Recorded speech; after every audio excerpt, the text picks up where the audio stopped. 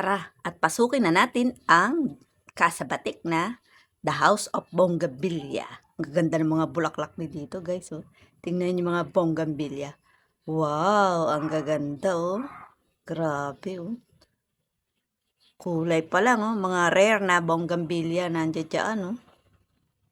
Mga bonsai, di ba? Ang ganda ng view dito, oh. Kung kayo kakasal kaya, mag-ano kayo dito? Prenup shoot. Ganda dito, eh. Ay, napasok ko na rin to. Magpipictorial ako dito, guys. Marami akong pictorial na gagawin dito. Para marami akong remembrance. Oh, pose.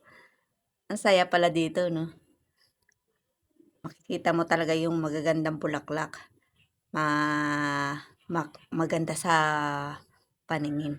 Tapos yung kapaligiran niya, ay, wow! Ang ganda talaga.